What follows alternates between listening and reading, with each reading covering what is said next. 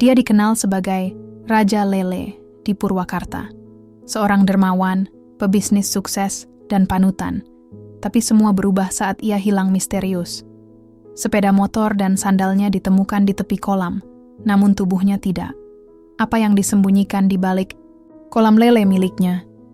Dan mengapa istrinya Kartini tahu lebih banyak dari yang ia katakan? Saksikan kisah nyata yang akan membuatmu bertanya-tanya. Apakah kita benar-benar mengenal orang yang paling dekat dengan kita?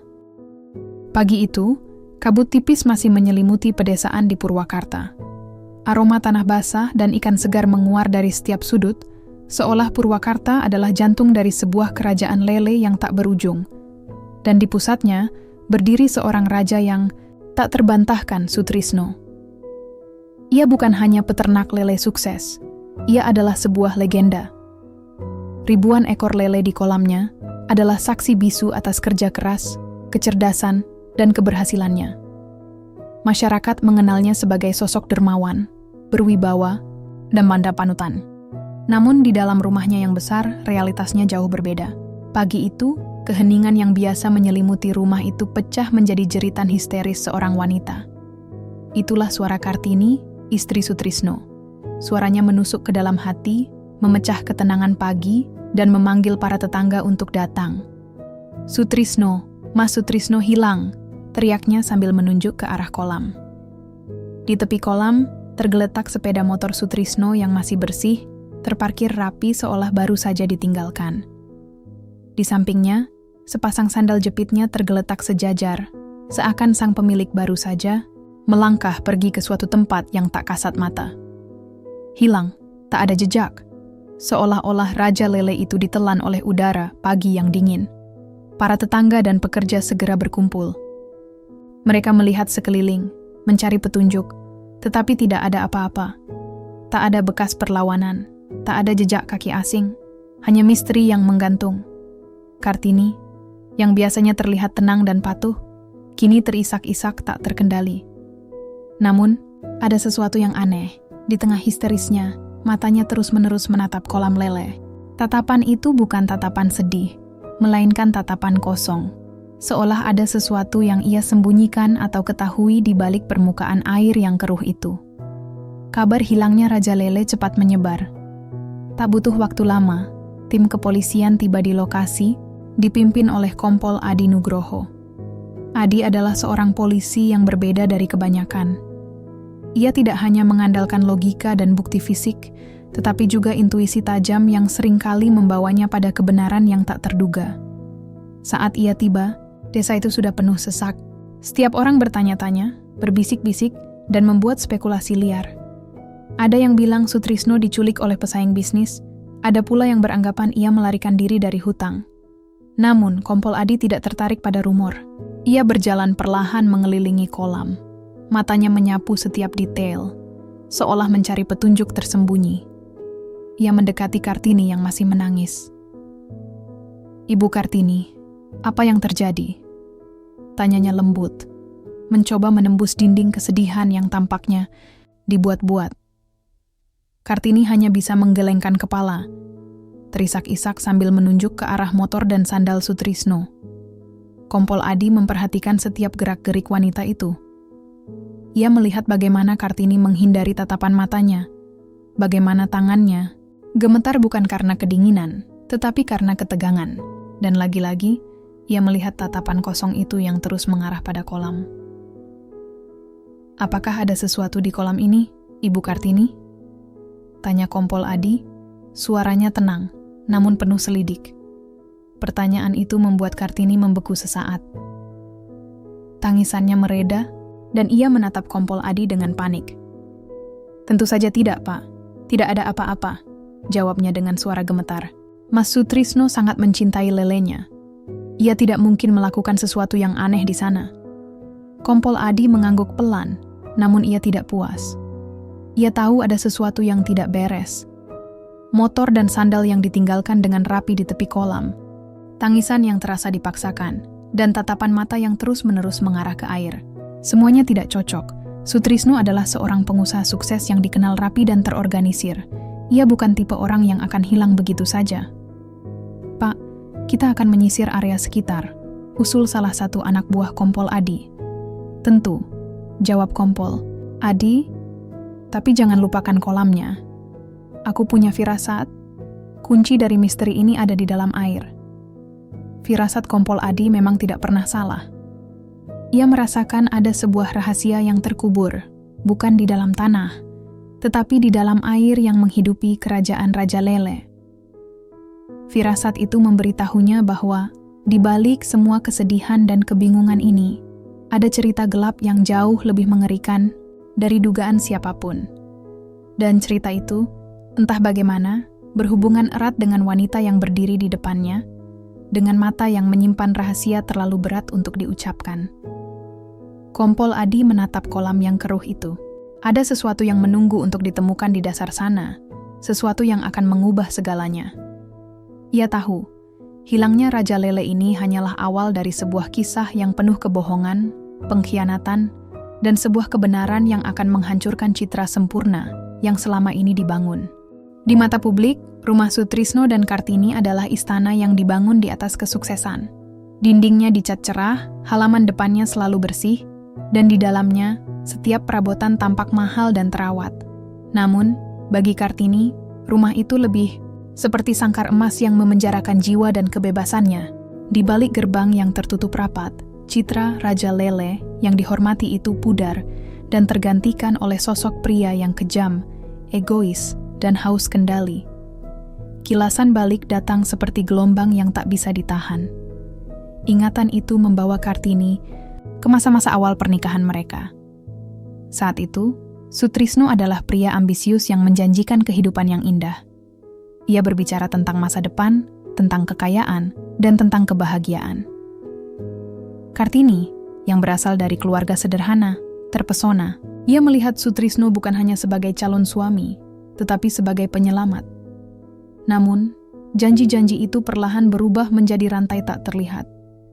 Kekayaan datang, tetapi kebahagiaan lenyap. Sutrisno menjadi semakin posesif seiring dengan semakin besarnya peternakan lelenya. Ia mengendalikan setiap aspek kehidupan Kartini, mulai dari apa yang boleh ia kenakan, siapa yang boleh ia ajak bicara, hingga kemana ia boleh pergi. Setiap hari adalah ujian mental. Setiap kata yang keluar dari mulut Sutrisno adalah senjata yang menusuk harga diri Kartini. Kamu pikir kamu siapa bisa bicara dengan tetangga itu? Mereka hanya ingin tahu rahasia peternakan kita, kata Sutrisno dengan suara dingin. Kamu itu bodoh, Kartini. Tanpa aku, kamu bukan siapa-siapa.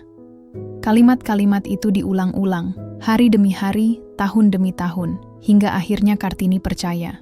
Ia merasa dirinya tidak berharga, tidak layak dicintai, dan tak mampu melakukan apapun tanpa izin suaminya.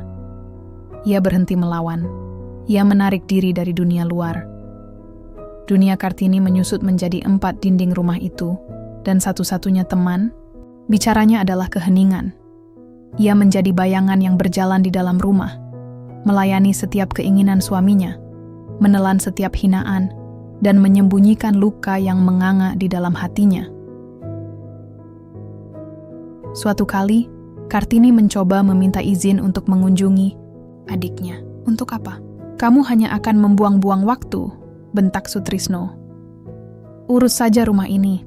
Itu sudah lebih dari cukup. Ia mengendalikan keuangan dengan ketat, hanya memberikan Kartini uang saku yang sangat terbatas. Setiap kali Kartini membutuhkan uang untuk keperluan pribadi, ia harus meminta dan mendapatkan izin, seringkali dengan tambahan ejekan. Kontrol Sutrisno tidak hanya bersifat finansial, tetapi juga emosional. Ia memastikan Kartini tidak memiliki teman, tidak memiliki hobi, dan tidak memiliki identitas di luar perannya sebagai istri Sutrisno. Di mata orang lain, Kartini adalah istri yang beruntung. Mereka melihat mobil mewah di depan rumah, perhiasan di lehernya, dan rumah besar yang selalu bersih. Mereka melihat Sutrisno sebagai pria sempurna, yang bekerja keras untuk keluarganya. Namun, tak ada yang tahu bahwa perhiasan itu adalah rantai, mobil itu adalah gerobak yang membawa beban penderitaan, dan rumah itu adalah penjara. Kita akan pergi ke acara desa nanti malam. Ingat, jangan banyak bicara. Biarkan aku yang berbicara, perintah Sutrisno suatu malam Tatapan matanya tajam. Kamu hanya perlu tersenyum dan terlihat bahagia. Jangan kecewakan aku. Kartini mengangguk seperti boneka. Ia mengenakan senyum palsu yang sudah sangat ia kuasai.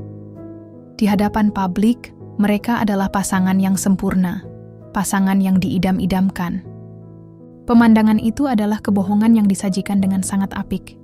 Kartini memainkan perannya dengan sempurna, karena ia tahu jika ia gagal, konsekuensinya akan lebih buruk. Hingga pada suatu hari, di tengah kesepian yang mencekik, ia bertemu dengan Bayu. Pertemuan itu bagaikan angin sejuk di tengah gurun. Kartini tidak tahu bahwa secercah harapan kecil itu akan membawanya pada jalan yang penuh liku, kebenaran yang mengerikan, dan sebuah keputusan yang akan mengubah segalanya, termasuk nasib Raja Lele itu sendiri. Kehidupan tersembunyi Kartini, yang selama ini ia kunci rapat, kini mulai membuka celah kecil. Sebuah celah yang akan memicu rangkaian peristiwa yang tak terduga. Suatu sore yang panas, di tengah kesibukan mengurus peternakan, Kartini bertemu dengan Bayu Prasetyo. Pria muda itu datang sebagai pemasok pakan lele, tetapi kehadirannya membawa angin segar yang sudah lama tidak ia rasakan. Berbeda dengan para pedagang lain yang hanya tertarik pada urusan bisnis, Bayu menunjukkan ketulusan yang murni. Ia tidak memandang Kartini sebagai istri Raja Lele, melainkan sebagai seorang individu. Pertemuan pertama mereka dimulai dengan obrolan ringan tentang cuaca dan harga pakan, tetapi percakapan itu segera melebar ke hal-hal lain. Bayu berbicara tentang mimpinya untuk memiliki peternakan sendiri, tentang kecintaannya pada ikan, dan tentang keluarganya di desa sebelah. Kartini, yang selama ini terbiasa mendengar monolog Sutrisno tentang kesuksesannya, merasa nyaman. Ia mendengarkan dengan penuh perhatian dan tanpa sadar, ia mulai merespons, berbagi sedikit tentang dirinya sendiri. Ibu Kartini kelihatannya lelah. Ujar Bayu suatu hari, matanya menatap Kartini dengan tulus. Jangan terlalu memaksakan diri. Kalimat sederhana itu menusuk jauh ke dalam hati Kartini. Selama bertahun-tahun, tidak ada seorang pun yang peduli. Apakah ia lelah atau tidak? Ia adalah mesin yang harus bekerja, tanpa perasaan. Perhatian kecil dari Bayu itu, seperti percikan api yang menyalakan kembali jiwa Kartini yang hampir padam.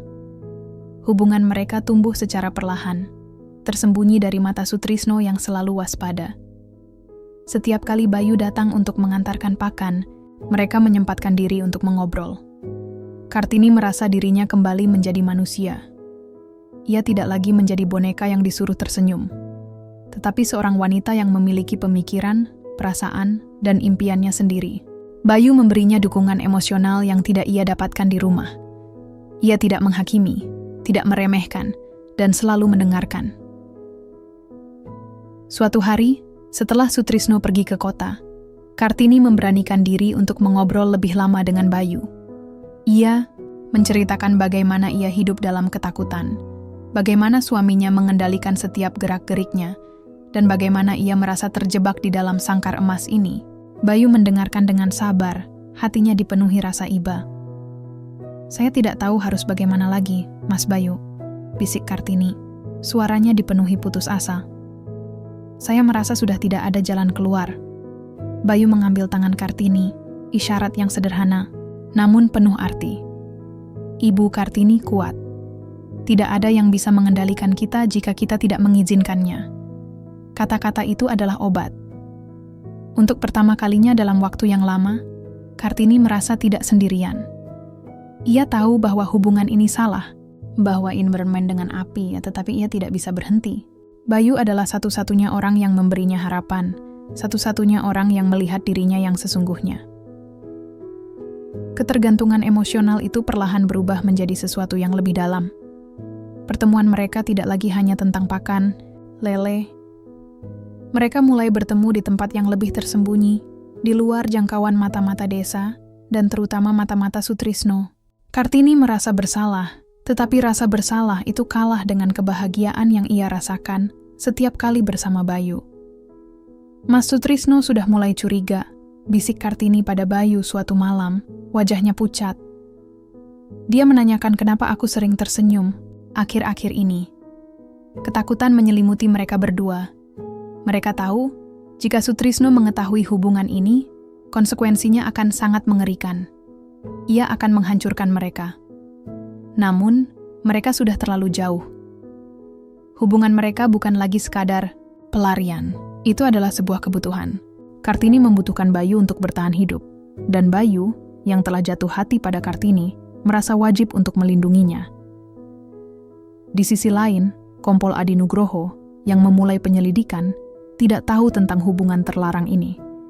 Ia masih menganggap Kartini sebagai istri yang setia, namun ada sesuatu dalam sorot matanya yang tidak bisa ia lupakan. Sesuatu yang tersembunyi, sebuah kebenaran yang terkunci rapat di dalam hati wanita itu. Tanpa disadari, pencarian Sutrisno telah membawanya ke dalam pusaran rahasia gelap yang melibatkan perselingkuhan, penyiksaan, dan sebuah kebenaran yang siap meledak.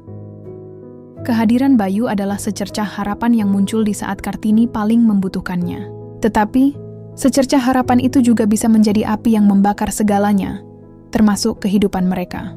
Kompol Adi Nugroho kembali ke lokasi hilangnya Sutrisno keesokan harinya. Kali ini ia datang tanpa seragam, hanya mengenakan kemeja sederhana dan celana panjang, seolah ia adalah seorang pejalan kaki yang penasaran. Ia duduk di warung kopi terdekat, mengamati keramaian dan mendengarkan bisik-bisik warga. Ia belajar banyak dari rumor, tetapi ia tahu bahwa kebenaran seringkali tersembunyi di balik hal-hal yang tidak diucapkan. Kompol Adi mewawancarai beberapa pekerja peternakan. Mereka semua berbicara tentang Sutrisno dengan nada hormat dan kagum. "Bapak Sutrisno itu orang baik, Pak. Dermawan sekali," kata seorang pekerja. "Dia sering kasih bonus kalau panen sukses. Tidak ada satupun dari mereka yang memiliki petunjuk atau kecurigaan." Sutrisno dalam pandangan mereka tidak memiliki musuh. Namun, ketika Kompol Adi bertanya tentang kehidupan pribadi Sutrisno, semua orang terdiam. Mereka hanya menggelengkan kepala, mengatakan bahwa mereka tidak tahu banyak. Keheningan itu, bagi Kompol Adi, berbicara lebih keras daripada kata-kata. Ia kemudian mewawancarai Kartini lagi, kali ini di rumahnya. Suasana rumah terasa dingin dan kaku, seolah tidak ada kehidupan di dalamnya. Kartini terlihat lebih tenang, tetapi matanya masih menyimpan bayangan ketakutan. Kompol Adi mengajukan pertanyaan yang sama, tetapi kali ini ia melihat lebih dalam. Ia memperhatikan bagaimana Kartini mengalihkan pandangannya setiap kali ia menyebut nama Sutrisno. Bagaimana tangannya gemetar saat menuangkan teh, dan bagaimana ia menahan diri untuk tidak menangis. "Ibu Kartini, apakah ada masalah dalam rumah tangga kalian?" tanya Kompol Adi, suaranya lembut, mencoba tidak menekan. Kartini menggelengkan kepalanya dengan cepat. "Tidak, Pak, kami baik-baik saja." "Apakah Bapak Sutrisno memiliki musuh?" "Tidak, Pak. Semua orang menyukai Mas Sutrisno." Jawaban-jawaban itu terasa terlalu sempurna, terlalu dipersiapkan. Kompol Adi tahu bahwa ia hanya mendapatkan permukaan dari cerita ini. Ia memutuskan untuk tidak melanjutkan wawancara dan memilih untuk kembali ke kolam lele. Ia berdiri di tepi kolam, menatap permukaan air yang tenang. Ia mengabaikan ejekan dari beberapa orang yang menyebutnya aneh, karena terus-menerus mengamati kolam. Baginya, kolam ini adalah pusat dari segala hal. Motor dan sandal yang ditinggalkan rapi, keheningan yang tiba-tiba, dan tatapan mata Kartini yang terus-menerus ke arah kolam, semuanya mengarah ke satu kesimpulan. Kompol Adi mengamati pergerakan air. Di bawah permukaan yang keruh, ia tahu ada kehidupan yang bersembunyi. Ribuan lele, sumber kekayaan dan kekuasaan Sutrisno, berenang dengan tenang. Firasatnya semakin kuat. Ia merasa bahwa hilangnya Sutrisno tidak disebabkan oleh penculikan atau pelarian, tetapi oleh sesuatu yang jauh lebih dekat, sesuatu yang tersembunyi. "Firasat saya mengatakan, ada sesuatu yang tidak beres dengan kolam ini," ujar Kompol Adi pada seorang anak buahnya. "Saya butuh data tentang kolam ini, ukurannya, kedalamannya, dan kapan terakhir kali dikeringkan." Anak buahnya terlihat bingung. "Maksud Bapak? Bapak berpikir jenazah Pak Sutrisno ada di dalam sana?" Kompol Adi tidak menjawab. Ia hanya mengangguk. Pelan. Ia tidak memiliki bukti, tetapi instingnya berteriak kencang. Naluri tajam seorang polisi veteran memberitahunya bahwa kebenaran berada di bawah lumpur kolam, tersembunyi di antara ribuan ekor ikan lele yang dulu menjadi kebanggaan Raja Lele itu sendiri. Malam harinya, Kompol Adi kembali ke kantor polisi dan menyusun laporan.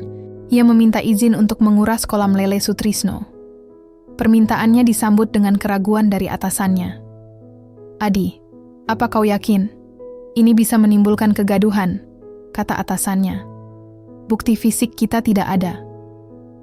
"Insting saya mengatakan ada sesuatu, Pak. Saya tidak bisa mengabaikannya," jawab Kompol Adi tegas. Ia tahu, jika ia salah reputasinya bisa hancur. Tetapi, ia tidak bisa membiarkan firasat ini berlalu. Ia yakin bahwa di dasar kolam itu, misteri hilangnya Sutrisno akan terungkap. Persetujuan pun diberikan. Operasi pengeringan kolam akan dimulai esok hari. Kompol Adi tahu, langkah ini adalah pertaruhan besar. Ia menatap peta desa di mejanya. Di sana, titik kecil yang menandai peternakan Sutrisno terlihat tenang. Namun ia tahu ketenangan itu adalah kebohongan. Di bawahnya sebuah rahasia gelap siap untuk terungkap. Udara di peternakan lele terasa semakin sesak. Sutrisno, dengan naluri tajam seorang pengusaha yang terbiasa mencium gelagat aneh, mulai mencurigai perubahan pada Kartini.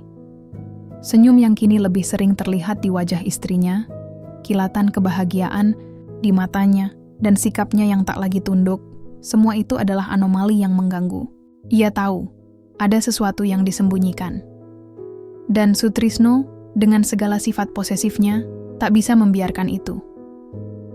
Suatu sore, saat Kartini sedang menyiram bunga, Sutrisno mendekatinya. Ia tidak lagi menggunakan kata-kata kasar. Kali ini, ia memilih untuk mengancam dengan nada yang tenang dan dingin, yang jauh lebih menakutkan.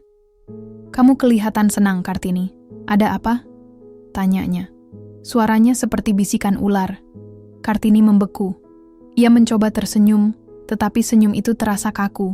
"Tidak ada apa-apa, Mas.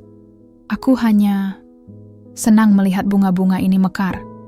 Sutrisno tertawa sinis. "Jangan bohong padaku. Aku tahu semua tentangmu. Aku tahu kamu bertemu dengan siapa saja dan kapan saja. Aku tahu kamu bertemu dengan pedagang lele itu, si Bayu Prasetyo." Jantung Kartini seolah berhenti berdetak. Dunia di sekitarnya runtuh. Ia menatap suaminya dengan ketakutan yang luar biasa. Bagaimana Sutrisno bisa tahu? Apakah ia selalu mengawasi? "Kamu pikir kamu bisa sembunyikan sesuatu dariku?"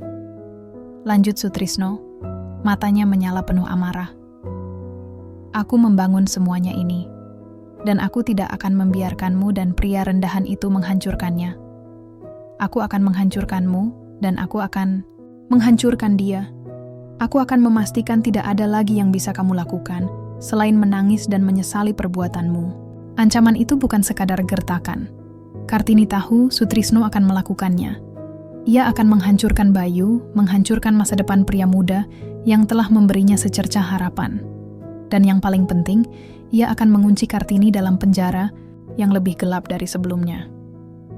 Malam itu, Kartini tidak bisa tidur. Ia berjalan mondar-mandir di kamarnya, pikirannya kacau. Ia merasa putus asa. Ia tahu ia tidak bisa melarikan diri. Sutrisno memiliki kekuasaan dan uang. Ia bisa melakukan apa saja.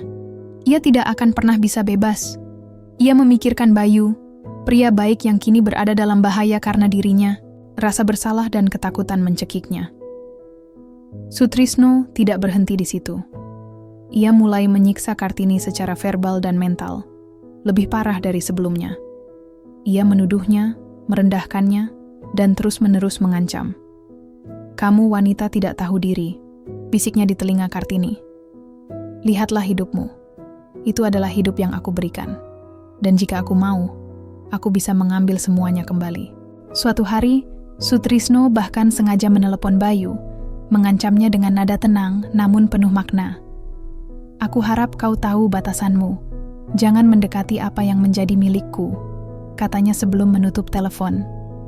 Bayu, yang terkejut dan ketakutan, segera menghubungi Kartini. "Apa yang harus kita lakukan? Dia tahu segalanya," kata Bayu, suaranya panik. Kartini, yang sudah terpojok, merasa ia tidak punya pilihan. Ia harus mengambil tindakan. Ia menyadari bahwa selama Sutrisno masih hidup, ia dan Bayu tidak akan pernah aman. Pilihan yang ada di depannya sangat mengerikan. Hidup dalam ketakutan dan penderitaan seumur hidup, atau mengambil tindakan ekstrem untuk mengakhiri siklus kekejaman ini. Di dalam kamar yang gelap, Kartini merenung.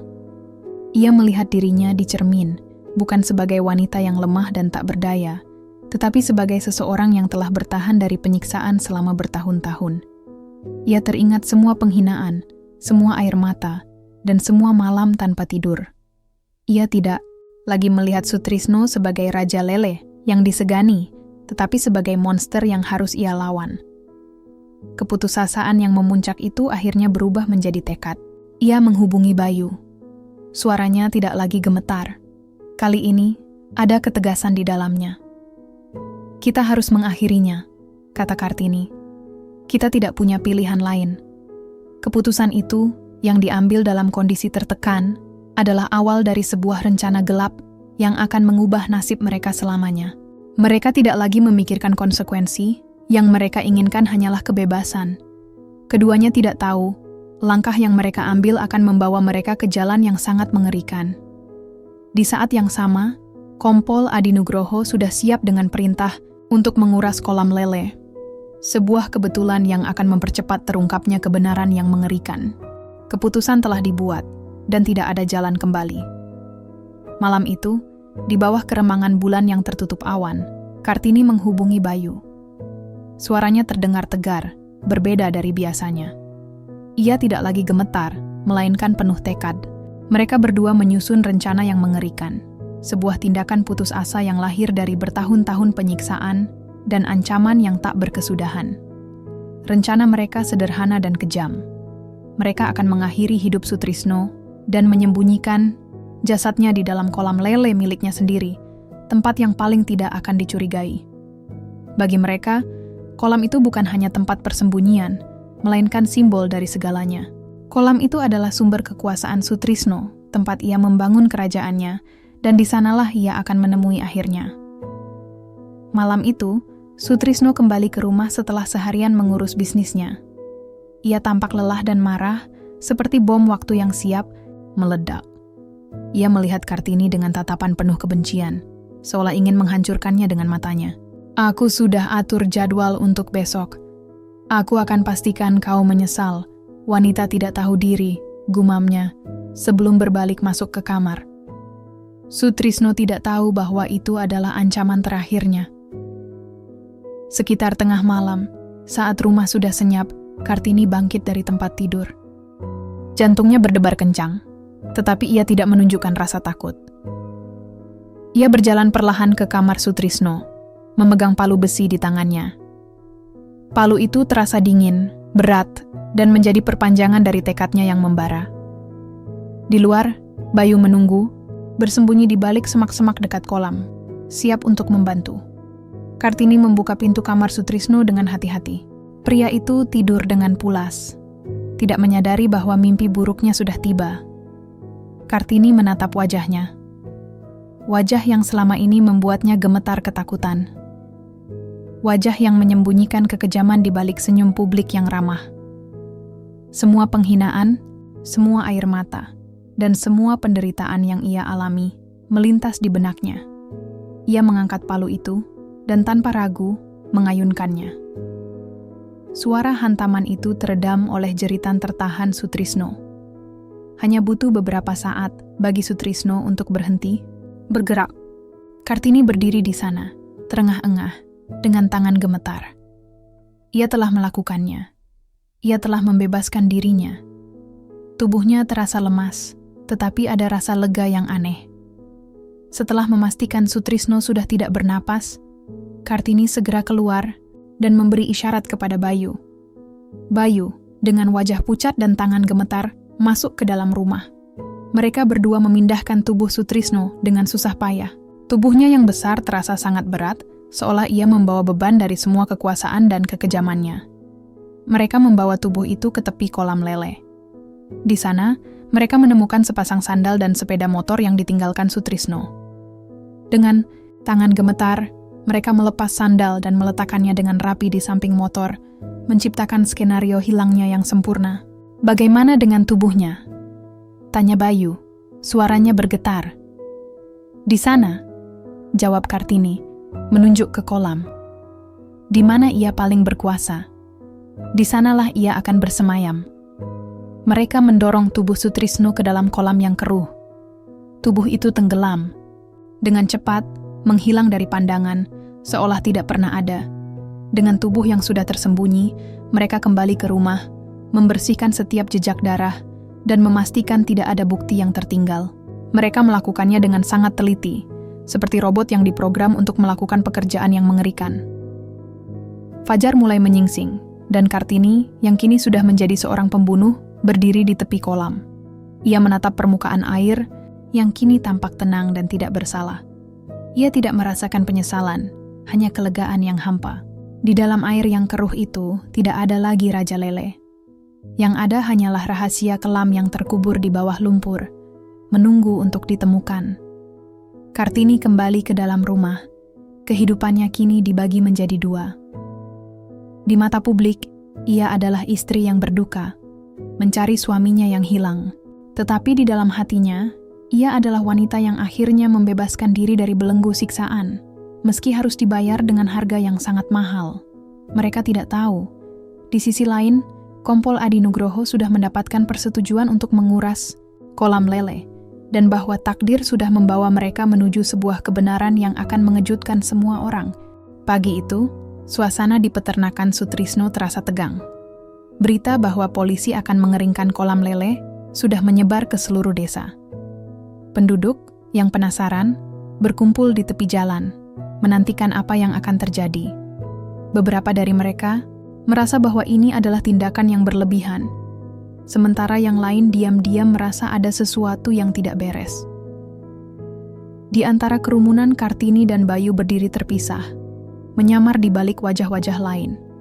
Jantung mereka berdebar kencang, nyaris meledak. Mereka tahu, ini adalah momen penentuan. Setiap detik terasa seperti berjam-jam. Mereka menyaksikan Kompol Adi Nugroho dengan timnya, didampingi beberapa petugas pemadam kebakaran yang membawa pompa air besar, bersiap untuk memulai operasi. Kompol Adi memberikan instruksi dengan tenang. "Siapkan pompa, kita akan mulai mengeringkan kolam ini. Hati-hati, setiap detail itu penting." Suara pompa air mulai menderu, memecah keheningan. Air kolam yang keruh mulai surut, perlahan-lahan memperlihatkan dasar lumpur yang gelap dan licin. Bau amis yang menyengat dari kolam lele memenuhi udara. Kartini menahan napas. Ia melihat Kompol Adi dengan cermat, seolah ia bisa membaca pikiran polisi itu. Ia khawatir, setiap gerak-gerik Kompol Adi terasa seperti sebuah langkah maju menuju kebenaran. Seiring berjalannya waktu, air terus surut. Ribuan lele, yang selama ini hidup dalam kegelapan, kini berloncatan panik di lumpur, mencari air. Pemandangan itu, yang biasanya adalah pemandangan panen yang menggembirakan, kini terasa menakutkan dan penuh ketegangan. "Pak, kita tidak menemukan apa-apa." "Sepertinya firasat Bapak salah," kata seorang anak buah Kompol Adi. Suaranya sedikit kecewa. Kompol Adi tidak menanggapi. Ia terus mengamati, menyapu setiap sudut kolam. Ia tahu, firasatnya jarang meleset. Ia memerintahkan anak buahnya untuk turun dan mulai menyisir lumpur dengan hati-hati. Sementara itu, Kartini dan Bayu saling berpandangan. Wajah Bayu pucat pasi. Ia terlihat seperti ingin melarikan diri, tetapi kakinya terasa terpaku di tanah. "Bagaimana kalau mereka menemukannya?" bisiknya pada Kartini. Kartini hanya bisa menggelengkan kepalanya. Matanya dipenuhi ketidakpastian. Mereka telah melakukan segala cara untuk menyembunyikan jejak. Namun, kini, dengan berjalannya waktu, harapan mereka semakin menipis. Ketakutan itu mencengkeram mereka, seolah kolam itu akan melepaskan rahasia yang terkubur di dalamnya. Waktu terasa sangat lambat. Sejam berlalu, lalu 2 jam. Pompa terus berbunyi, dan lumpur di dasar kolam semakin tebal. Bau busuk yang berbeda dari bau lumpur biasa mulai tercium. Bau itu tidak amis, tetapi busuk dan memuakkan. Beberapa petugas terlihat menutupi hidung mereka, sementara Kompol Adi mendekat, matanya tajam dan penuh harapan. "Ada sesuatu di sini, Pak," teriak salah satu petugas yang sedang menyisir lumpur. Sepertinya ini. Ia tidak menyelesaikan kalimatnya. Suaranya terhenti, dan ia memandang Kompol Adi dengan wajah terkejut. Kompol Adi segera turun ke dasar kolam.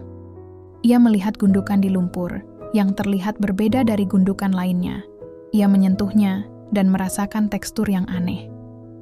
Itu bukan lumpur, tetapi sesuatu yang keras. Ketegangan di udara semakin pekat. Kerumunan warga yang semula berbisik-bisik, kini terdiam. Kartini dan Bayu, yang melihat kejadian itu dari jauh, tahu bahwa permainan sudah berakhir. Mereka tidak perlu mendengar teriakan atau melihat penemuan itu secara langsung. Bau busuk itu, ekspresi wajah para polisi, dan gerak-gerik Kompol Adi sudah cukup untuk memberitahu mereka.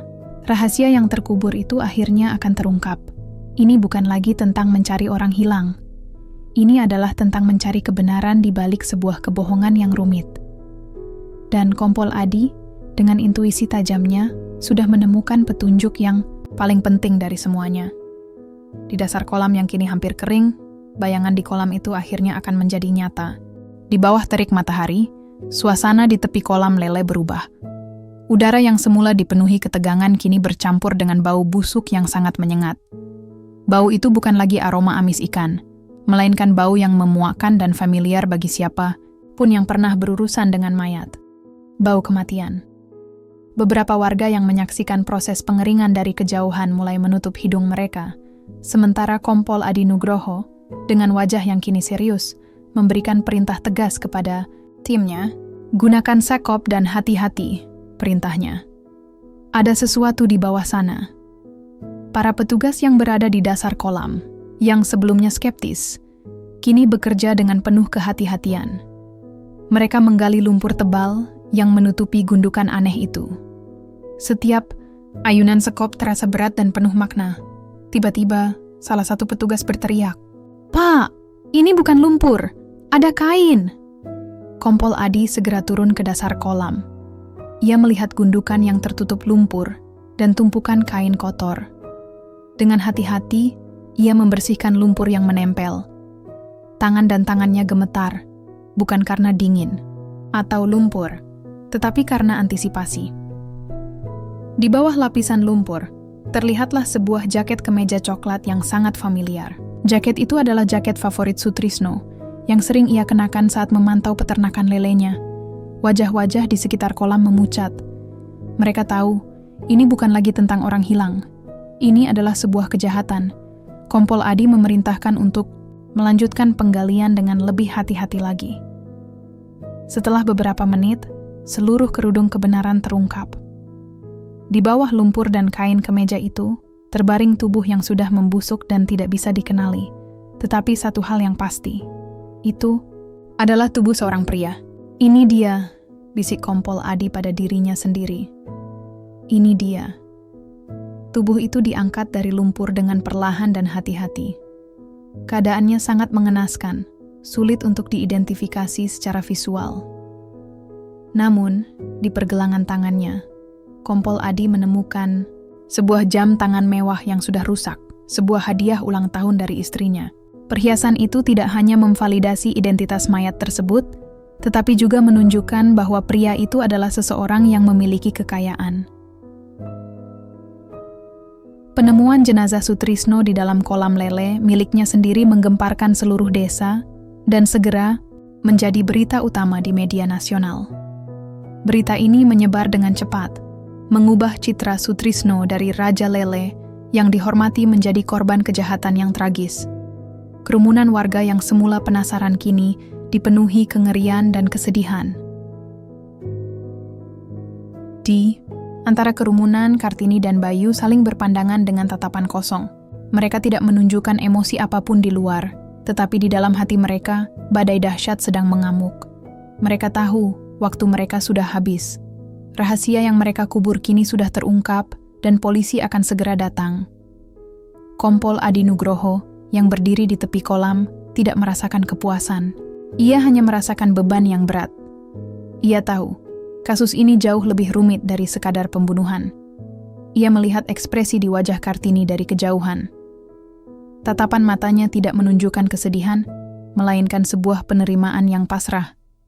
Ia tahu bahwa Kartini adalah kunci dari semua ini. Penemuan ini adalah klimaks dari pencarian. Firasat Kompol Adi yang selama ini dianggap aneh kini terbukti benar. Ia tahu bahwa tubuh yang membusuk di dalam lumpur itu adalah jawaban, tetapi juga awal dari pertanyaan baru. Siapa yang berani membunuh seorang pria yang begitu dihormati? Dan apa motif di baliknya? Kompol Adi memberikan isyarat kepada timnya, bawa jenazah ke forensik, dan kalian, katanya kepada beberapa petugas, menunjuk ke arah Kartini dan Bayu, bawa mereka ke kantor. Mereka punya banyak hal untuk dijelaskan. Langkah-langkah polisi menuju ke arah Kartini dan Bayu terasa seperti palu godam. Mereka tidak melawan. Mereka tahu balas dendam yang mereka rencanakan telah selesai, tetapi kini mereka harus menghadapi konsekuensinya. Di balik citra yang hancur, dari Raja Lele ada kebenaran mengerikan yang siap diungkap, dan hanya Kartini yang memegang kuncinya. Ruangan interogasi terasa dingin dan sunyi, hanya diterangi oleh lampu neon di atas meja. Kartini duduk di satu sisi, wajahnya lelah namun matanya menunjukkan ketenangan yang menakutkan. Di sisi lain, Kompol Adi Nugroho duduk berhadapan dengannya. Ia tidak memulai dengan pertanyaan, melainkan dengan keheningan, membiarkan ketegangan meresap. Ia tahu, Kartini tidak akan melawan. Ia sudah pasrah. Setelah beberapa menit, Kompol Adi memecah keheningan. Kami menemukan jenazah suami Anda di kolam lele. Hasil forensik menunjukkan dia dibunuh. Kartini tidak bereaksi. Ia hanya menatap Kompol Adi dengan mata kosong. Aku tahu, Pak, bisiknya. Suaranya serak dan pelan, tetapi penuh dengan pengakuan. Aku yang melakukannya. Pengakuan itu terasa seperti bom yang meledak di dalam ruangan. Kompol Adi tidak terkejut. Firasatnya selama ini terbukti benar. Namun, ia tahu, pengakuan itu hanyalah awal. Ia perlu tahu alasannya. Mengapa? Tanya Kompol Adi. Suaranya tenang. Kartini menunduk. Air mata yang selama ini ia tahan, kini mengalir.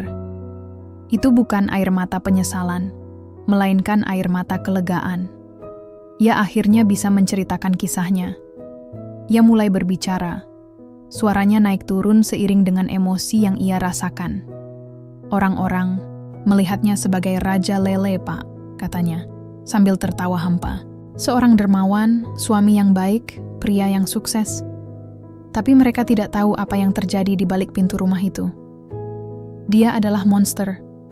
Dia mengendalikan setiap aspek hidupku. Dia bilang aku tidak berharga, bodoh, dan tidak akan bisa hidup tanpa dia. Setiap hari, dia menghancurkanku, sedikit demi sedikit. Kartini menceritakan tentang penyiksaan verbal dan emosional yang ia alami. Tentang bagaimana ia dilarang bertemu dengan teman-temannya, bagaimana uangnya dikendalikan, dan bagaimana Sutrisno membuatnya merasa seperti boneka yang tidak memiliki jiwa. Kompol Adi mendengarkan dengan seksama, menyadari bahwa apa yang ia dengar jauh lebih mengerikan dari dugaan awal. Aku bertahan, Pak, lanjut Kartini, suaranya bergetar. Aku mencoba bertahan. Tapi dia menemukan Bayu. Dia mengancamku, mengancam Bayu. Dia bilang dia akan menghancurkan kami berdua. Aku merasa terpojok. Aku tidak punya pilihan lain. Aku tidak bisa membiarkan dia menghancurkan satu-satunya orang yang membuatku merasa berharga lagi. Kemudian, ia menceritakan tentang malam kejadian. Tentang bagaimana ia mengambil palu dan mengakhiri siksaan yang selama ini ia alami. Ia menceritakan bagaimana Bayu membantunya menyembunyikan jasad Sutrisno di dalam kolam. Ia tidak mencoba membenarkan tindakannya, tetapi ia menjelaskan motif di baliknya. Keputusasaan, ketakutan, dan keinginan untuk bertahan hidup. Setelah Kartini selesai, Kompol Adi membiarkan keheningan kembali. Ia melihat Kartini bukan sebagai seorang pembunuh berdarah dingin, tetapi sebagai seorang korban yang putus asa. Ia tahu, kebenaran ini akan mengejutkan banyak orang. Di ruangan interogasi yang lain, Bayu juga memberikan pengakuan yang sama. Ia menceritakan bagaimana ia jatuh cinta pada Kartini dan bagaimana ia merasa wajib untuk melindunginya. Ia mengakui perannya dalam kejahatan ini dan mengatakan bahwa ia tidak menyesal telah membantu Kartini, meski ia harus menghadapi hukuman berat. Berita tentang pengakuan itu menyebar dengan cepat. Masyarakat yang semula memuja Sutrisno kini terbagi. Sebagian mengutuk Kartini dan Bayu, menyebut mereka pembunuh berdarah dingin. Namun, sebagian lainnya, terutama para wanita, bersimpati pada Kartini. Mereka mulai berbicara tentang bahaya penyiksaan dalam rumah tangga yang sering kali tidak terlihat oleh publik. Kompol Adi Nugroho, dalam laporannya, menekankan bahwa kasus ini bukanlah tentang penculikan atau persaingan bisnis, melainkan tentang kehancuran sebuah keluarga yang tersembunyi. Ia menulis bahwa Sutrisno adalah korban dari kejahatan, tetapi ia juga adalah pelaku dari penyiksaan yang tak terbayangkan. Pengakuan Kartini adalah sebuah plot twist yang membalikkan segalanya. Ia tidak hanya mengungkapkan siapa pembunuhnya, tetapi juga sebuah kebenaran yang jauh lebih besar, bahwa di balik citra sempurna Raja Lele ada kekejaman yang tak terlihat, dan bahwa perjuangan Kartini adalah sebuah tindakan untuk membebaskan dirinya sendiri, meskipun dengan cara yang paling mengerikan. Berita tentang pengakuan Kartini dan Bayu menggemparkan Purwakarta dan seluruh Indonesia. Kisah Raja Lele yang dihormati, yang ternyata adalah seorang tiran di rumahnya sendiri, menjadi perbincangan hangat di setiap sudut kota, dari warung kopi hingga media sosial. Media massa, yang sebelumnya meliput hilangnya Sutrisno sebagai sebuah misteri tragis, kini beralih fokus pada kebenaran yang jauh lebih gelap. Masyarakat terbagi menjadi dua kubu. Kubu pertama, yang didominasi oleh para pengagum Sutrisno, mengutuk Kartini dan Bayu. Bagi mereka, tidak ada alasan yang membenarkan pembunuhan, betapapun buruknya Sutrisno. Mereka berpendapat bahwa Kartini seharusnya mencari pertolongan atau meninggalkan suaminya, bukan mengambil nyawanya. Tidak ada siksaan yang bisa membenarkan pembunuhan, kata salah satu tetangga yang diwawancarai televisi. Namun, kubu kedua, yang secara mengejutkan jumlahnya terus bertambah, bersimpati pada Kartini. Mereka adalah orang-orang yang mulai menyadari bahwa penyiksaan tidak selalu terlihat secara fisik. Mereka adalah para wanita yang pernah mengalami hal serupa atau melihatnya dalam kehidupan sehari-hari. Mereka melihat Kartini bukan sebagai pembunuh berdarah dingin, melainkan sebagai seorang korban yang putus asa. Kisah Kartini membuka mata mereka tentang bahaya tersembunyi dari penyiksaan emosional dan verbal yang sering kali dianggap remeh atau bahkan tidak terlihat. Banyak dari kita yang seperti Kartini, terjebak dalam pernikahan yang tidak bahagia, tetapi takut untuk berbicara. Tulis seorang pengguna di media sosial. Kisah ini adalah cerminan pahit dari realitas yang banyak disembunyikan. Kompol Adi Nugroho, yang kini menjadi wajah dari kasus ini, sering diundang untuk wawancara. Ia selalu berusaha untuk menjelaskan kasus ini dengan hati-hati. Kami menemukan bahwa Sutrisno adalah pria yang sangat berbeda di balik citra publiknya, katanya dalam sebuah konferensi pers. Dia memanipulasi dan mengendalikan istrinya selama bertahun-tahun. Ini adalah tragedi yang kompleks, di mana pelaku juga merupakan korban. Pernyataan Kompol Adi memicu perdebatan yang lebih luas. Masyarakat mulai bertanya-tanya, seberapa seringkah hal seperti ini terjadi? Seberapa sering citra publik yang sempurna menutupi kenyataan yang menyakitkan? Tragedi ini menjadi pelajaran berharga bagi banyak orang tentang pentingnya komunikasi dalam sebuah hubungan, dan tentang tanda-tanda bahaya yang tidak terlihat. Kartini, yang kini ditahan di sel, tidak lagi menunjukkan rasa takut. Ia justru terlihat lebih tenang. Ia sudah melewati masa terburuknya, dan sekarang ia siap menghadapi konsekuensi dari perbuatannya. Pengakuannya bukan hanya tentang membela diri, tetapi juga tentang mengakui kebenahan dan membebaskan dirinya sendiri. Sementara itu, keluarga Sutrisno, yang terkejut dan marah, menuntut hukuman maksimal bagi Kartini dan Bayu. Mereka menolak untuk percaya bahwa Sutrisno adalah pria yang digambarkan oleh Kartini. Mereka melihatnya sebagai fitnah yang dibuat untuk membenarkan kejahatan. Namun, dengan semakin banyaknya bukti yang dikumpulkan oleh polisi, termasuk kesaksian dari orang-orang terdekat Sutrisno yang diam-diam menyadari sifat aslinya, kebenaran itu tidak bisa lagi disangkal. Kisah kehancuran sebuah keluarga ini menjadi simbol dari bahaya yang tersembunyi, dari realitas yang disembunyikan di balik citra yang dibuat-buat, dan dari konsekuensi yang mengerikan saat sebuah jiwa yang teraniaya akhirnya mencapai batasnya. Kisah Raja Lele kini tidak lagi hanya tentang seorang pria sukses yang menghilang, melainkan tentang seorang wanita yang menemukan keberanian untuk mengambil kembali kendali atas hidupnya, meskipun dengan cara yang paling tragis. Ruang sidang dipenuhi oleh para wartawan dan masyarakat yang penasaran. Kasus pembunuhan Sutrisno telah menjadi sorotan nasional, dan setiap orang ingin tahu bagaimana ceritanya akan berakhir. Kartini dan Bayu duduk di kursi terdakwa, wajah mereka tampak tenang, seolah telah menerima nasib mereka. Kompol Adi Nugroho, yang juga hadir sebagai saksi, mengamati jalannya persidangan dengan saksama. Ia tahu, ini bukan hanya tentang memenangkan sebuah kasus, tetapi tentang menemukan kebenaran yang lebih dalam. Jaksa penuntut umum, dengan suara tegas dan penuh keyakinan, memulai argumennya. Ia menampilkan bukti-bukti fisik, hasil forensik yang mengonfirmasi penyebab kematian Sutrisno, pengakuan Kartini dan Bayu, dan skenario pembunuhan yang mereka rencanakan. Jaksa menggambarkan Kartini sebagai seorang istri yang merencanakan kejahatan dengan motif balas dendam, dan Bayu sebagai selingkuhan yang membantu kejahatan itu. Ia menuntut hukuman maksimal, berharap dapat memberikan keadilan bagi Sutrisno dan keluarganya. Pembunuhan adalah kejahatan keji yang tidak dapat dibenarkan oleh alasan apapun. Terdakwa telah merencanakan dan melaksanakan pembunuhan dengan motif yang jelas, ujar jaksa dengan lantang. Kami menuntut hukuman seumur hidup bagi Kartini dan hukuman 20 tahun penjara bagi Bayu. Namun, pengacara Kartini mengajukan argumen yang sangat kuat dan emosional. Ia tidak membantah bahwa Kartini melakukan pembunuhan, tetapi ia menekankan pada kondisi mental dan emosional Kartini saat itu. Ia menceritakan kembali penyiksaan yang dialami Kartini selama bertahun-tahun, yang tidak terlihat oleh mata publik. Ia menghadirkan ahli psikologi yang menjelaskan sindrom korban kekerasan dalam rumah tangga dan bagaimana hal itu dapat mendorong seseorang untuk melakukan tindakan ekstrem demi bertahan hidup.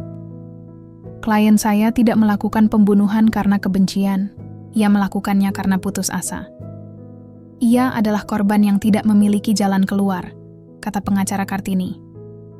Ia tidak membunuh Raja Lele. Ia membunuh monster yang memenjarakan jiwanya.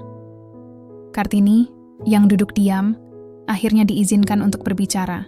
Ia menatap hakim dengan mata yang tenang dan penuh kejujuran. Saya tidak meminta belas kasihan yang mulia, katanya dengan suara pelan namun jelas. Saya tahu apa yang saya lakukan salah, tapi saya tidak menyesali bahwa saya akhirnya bebas. Bertahun-tahun, saya hidup dalam ketakutan. Saya tidak ingin orang lain mengalami apa yang saya alami. Saya menerima hukuman saya, tetapi saya harap kisah saya bisa menjadi pelajaran. Pengakuan itu menyentuh hati banyak orang di ruang sidang. Air mata menetes di antara para wartawan, dan beberapa di antara mereka terlihat terharu. Mereka tidak hanya melihat seorang pembunuh, tetapi juga seorang wanita yang telah menderita. Bayu, yang juga diberikan kesempatan berbicara, mengatakan hal yang sama. Saya mencintai Kartini, dan saya tidak bisa melihatnya menderita. Saya melakukan apa yang saya lakukan karena saya pikir itu satu-satunya cara untuk melindunginya. Setelah beberapa hari persidangan, hakim akhirnya membacakan putusan. Ruang sidang menjadi sunyi, semua orang menahan napas. Hakim mengakui bahwa meskipun ada penderitaan yang mendalam, hukum harus tetap ditegakkan. Ia menjatuhkan vonis hukuman, seumur hidup bagi Kartini dan 20 tahun penjara bagi Bayu. Putusan itu disambut dengan desahan panjang. Beberapa orang merasa hukuman itu terlalu berat, sementara yang lain merasa hukuman itu adil. Keadilan telah ditegakkan, tetapi ada luka yang menganga dalam hati banyak orang. Tragedi ini bukan hanya tentang sebuah kejahatan, tetapi tentang konsekuensi dari sebuah kekerasan yang tidak terlihat, tentang kehancuran yang terjadi di balik pintu-pintu tertutup. Kartini dan Bayu dibawa keluar dari ruang sidang. Mereka saling berpandangan sekilas. Tatapan mereka berisi pengertian yang dalam. Mereka tahu bahwa meskipun mereka akan menghabiskan sisa hidup mereka di dalam penjara, mereka telah membebaskan diri mereka dari sebuah penjara yang jauh lebih mengerikan. Kisah mereka akan menjadi pengingat yang menyakitkan bagi semua orang. Beberapa tahun telah berlalu sejak kasus Raja Lele menggemparkan publik. Kisah ini tidak pernah benar-benar mati. Ia tetap hidup sebagai sebuah pelajaran pahit dalam ingatan banyak orang. Kartini dan Bayu kini berada di balik jeruji besi, menjalani hukuman mereka. Namun, bagi Kartini, penjara bukanlah akhir dari hidupnya, melainkan awal dari sebuah babak baru. Di balik dinding dingin sel penjara, Kartini menemukan kedamaian yang tidak pernah ia rasakan di rumah mewahnya. Ia tidak lagi harus berjalan dengan takut atau menahan kata-kata dan emosinya. Kebebasan yang ia dapatkan dengan cara paling tragis kini ia rasakan. Ia sering merenung, memikirkan kembali hidupnya. Ia tahu, tindakan yang ia ambil salah, tetapi ia tidak menyesali bahwa ia telah mengakhiri siksaan yang membelenggu jiwanya. Di dalam penjara, ia menemukan hal-hal sederhana yang membuatnya merasa hidup. Ia belajar membuat kerajinan tangan, membaca buku, dan bahkan mengajar narapidana lain untuk membaca dan menulis. Ia berbicara dengan mereka, mendengarkan cerita mereka, dan menyadari bahwa ia tidak sendirian. Banyak dari mereka adalah korban dari kekerasan tersembunyi, sama seperti dirinya. Sementara itu, di Purwakarta, peternakan lele Sutrisno diambil alih oleh kerabatnya. Tetapi, bisnis itu tidak lagi seberkilau dulu. Kehancuran Sutrisno tidak hanya menghancurkan keluarganya, tetapi juga bisnisnya. Nama Raja Lele, yang dulu diagungkan kini, menjadi pengingat yang menyakitkan dari sebuah tragedi. Citra sempurna, yang dibangun Sutrisno selama bertahun-tahun runtuh dalam sekejap, mengungkapkan kebenaran yang busuk. Masyarakat yang dulu begitu terpesona oleh kehidupan Sutrisno, kini memiliki pandangan yang berbeda. Kisah ini menjadi katalisator bagi diskusi yang lebih luas tentang kekerasan dalam rumah tangga, terutama yang bersifat emosional dan verbal, yang seringkali tidak terlihat. Banyak komunitas dan organisasi nirlaba mulai mengadakan seminar dan kampanye untuk meningkatkan kesadaran akan masalah ini. Kartini, tanpa ia sadari, telah menjadi simbol dari penderitaan yang sering disembunyikan. Kompol Adi Nugroho, yang kini telah naik pangkat, seringkali mengingat kasus ini. Baginya, kasus ini bukanlah tentang keberhasilan menangkap pelaku, melainkan tentang pengungkapan sebuah kebenaran yang pahit. Ia belajar bahwa di balik setiap kasus kejahatan, ada cerita manusia yang kompleks dan seringkali tragis. Ia menyadari bahwa tugasnya bukan hanya untuk menegakkan hukum, tetapi juga untuk memahami sisi manusia di balik setiap kejahatan. Seringkali, monster yang kita cari bukanlah orang asing, melainkan orang yang paling dekat dengan kita. Ia sering mengatakan kepada juniornya. Dan korban, terkadang, harus menjadi pahlawan mereka sendiri. Kisah ini berakhir dengan balas dendam kemenangan yang tidak terduga. Kemenangan ini bukanlah tentang kehancuran, melainkan tentang kebangkitan. Kartini, meskipun harus kehilangan kebebasannya secara fisik, telah membebaskan jiwanya dari penjara mental yang jauh lebih kejam. Ia telah mengambil kembali kendali atas hidupnya, dan ia telah menjadi contoh bagi ribuan orang yang menderita dalam diam. Sangkar emas yang dulu memenjarakannya telah terbuka. Meskipun ia kini berada di dalam sangkar yang sebenarnya, ia telah menemukan kebebasan sejati. Kebebasan itu tidak datang dari melarikan diri, tetapi dari menghadapi kebenaran dan membayar konsekuensinya. Kisah ini menjadi sebuah pengingat abadi, bahwa di balik setiap citra yang sempurna, bisa ada kehancuran yang tersembunyi, dan bahwa harga dari kebebasan kadangkala sangatlah mahal. Bulan-bulan berlalu, kemudian tahun-tahun. Kabar tentang kasus Raja Lele perlahan memudar dari halaman utama koran dan layar televisi, namun ceritanya tetap hidup. Bukan sebagai sebuah misteri kriminal, melainkan sebagai sebuah dongeng tragis yang menjadi pengingat bagi banyak orang. Kartini menjalani hari-harinya di balik jeruji besi. Ia tidak pernah mengeluh, Di mata banyak orang, ia adalah seorang terpidana. Tetapi di dalam hatinya, ia adalah seorang wanita yang telah menemukan kedamaian. Ia tidak lagi terbebani oleh ketakutan, ancaman, atau siksaan mental. Kebebasan yang sesungguhnya bukanlah tentang bisa berjalan-jalan dimanapun, melainkan tentang kebebasan dari belenggu jiwa. Di dalam penjara, Kartini menemukan hal itu. Ia sering merenung, memikirkan kembali jalan yang ia pilih. Ia tahu, tindakannya tidak bisa dibenarkan oleh hukum. Namun, ia juga tahu bahwa ia telah membebaskan dirinya dari sebuah penjara yang jauh lebih mengerikan. Ia telah membayar harga yang sangat mahal, tetapi ia tidak menyesal. Kisahnya telah menyentuh banyak hati, membuka mata masyarakat akan bahaya kekerasan tersembunyi yang sering terjadi di dalam rumah tangga. Ia menjadi simbol bagi mereka yang menderita dalam diam. Bayu, yang menjalani hukumannya di penjara yang berbeda, juga merenungkan kembali pilihannya. Ia sadar, ia telah melakukan kesalahan besar. Namun, ia juga tahu, ia telah berjuang untuk apa yang ia yakini. Ia tidak menyesal telah membantu Kartini, satu-satunya wanita yang membuatnya merasakan arti cinta sejati. Sementara itu, Kompol Adi Nugroho seringkali memikirkan kasus ini. Baginya, kasus ini bukanlah tentang keberhasilan menangkap pelaku, melainkan tentang pengungkapan sebuah kebenaran yang pahit.